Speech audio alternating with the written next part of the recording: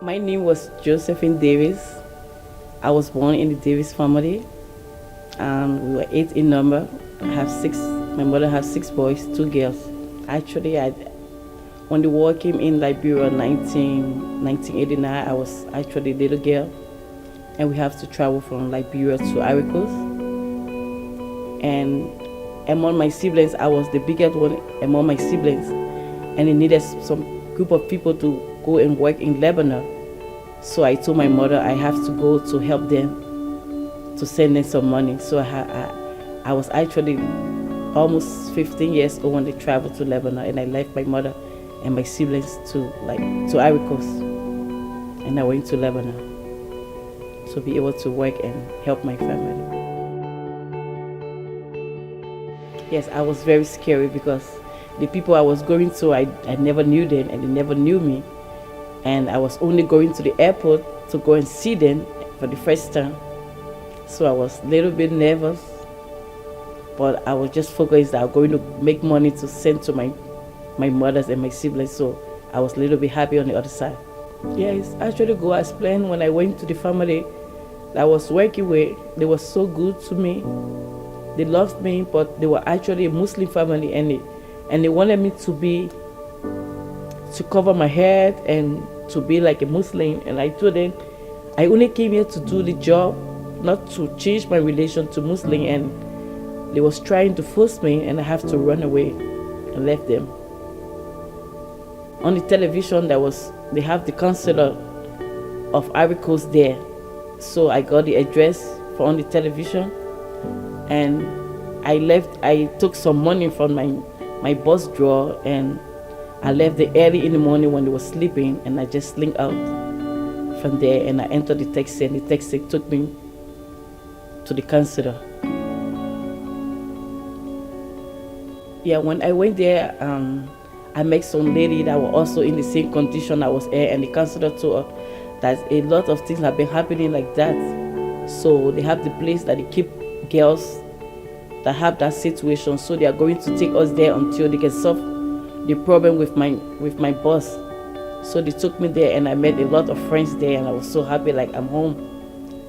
So my boss couldn't release my passport for me to go back to my country or to go back to Ivory Coast, because he said that I signed a contract of 3 years, so I have to complete the 3 years before I can go back, before he can release my passport.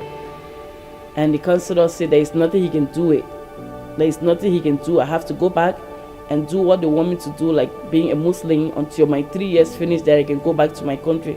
And I told him, no, I can't go back. So he said, okay, you have to stay in the country with all the passport. I said, okay. And I was there with all the passport. There was a way to enter Europe, and that was a very bad way. So I joined my friends, and we went on the journey like almost 2 weeks to walk through Syria.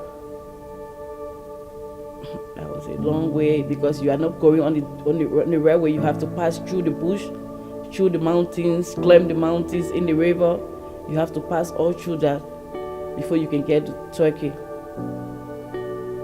That was a hard journey, because you have to walk like whole day, like walking. It was very hard. They get some people, if you couldn't walk, you have to live on the way, and you're going to live on the way. If it's in the forest, you're going to stay alone.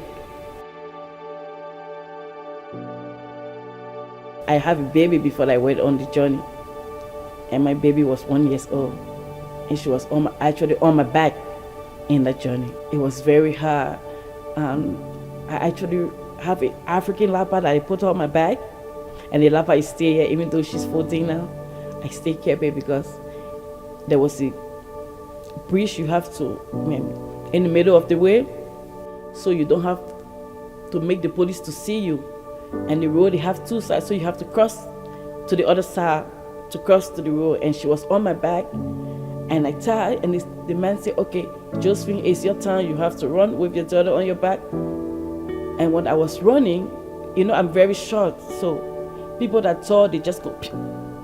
For me, I have to hold it up before I cross over. So when I hold it up, I just hear my leopard, poof. It's losing. But I didn't look back if my daughter was actually there or not. I was just, because it's like, don't look back, just go. Maybe she's maybe she's there. I never knew until I reached to the end of the road. When I crossed the road and I saw she was just hanging on my waist,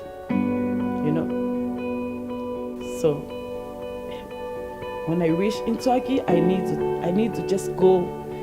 I didn't tell anybody. I didn't went to the pastor. I just went in the church, and when he told me about the church, and I lied down there for like 3-4 hours just in front of the altar with my daughter, and everybody was like, what is happening to her, Because I went there to tell God, thank you for helping me through all that journey.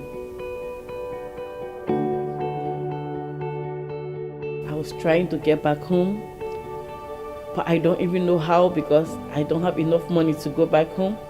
I was even working to the little village that in the little town just to pay my bill and for my daughter to go to school. So I was just there planning that when my daughter turned 18, then she's free to go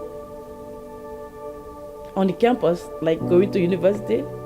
Then maybe I can find my way home. Then she's big enough to take care of herself. That is what I was planning, that because all hope was gone. I don't know where to start from. I don't know what to do. I just put my life in her life, because I just feel my own life was over. And I tell her, when you turn 18, you're going to be on the campus, then maybe I can go back to Liberia. Maybe I can go back to Liberia. And when she's around, we talk. She don't know I was in pain. I didn't tell her anything. I just talk like normal. But when she sleep at night, it's when I cry all through night. What can I do?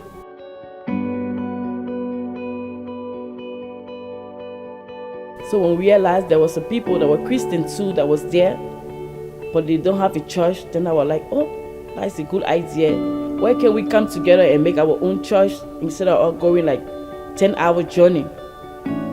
And there was a lot of refugees. There was a lot of Turkish too that was hiding too, that was also a Christian too. That is when we decided to make a church in my house. Actually, it's when I started the church in my house. That's the time I started a relationship with God. Because all this while I only know He was God, but I didn't build a relationship with Him.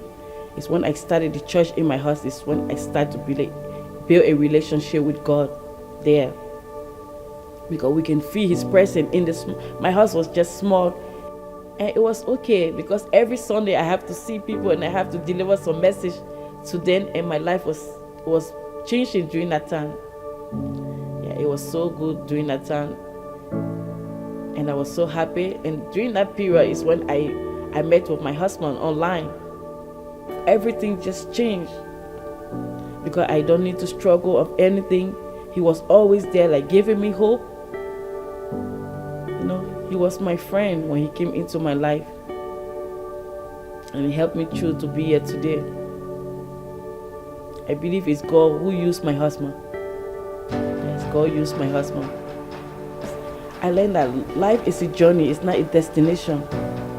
So don't give up. Don't give up in life. You have to go through, but with God, you can make it. You don't give up in life, because what I went through, and I'm here today. Sometimes I tell my daughter, am I still not dreaming?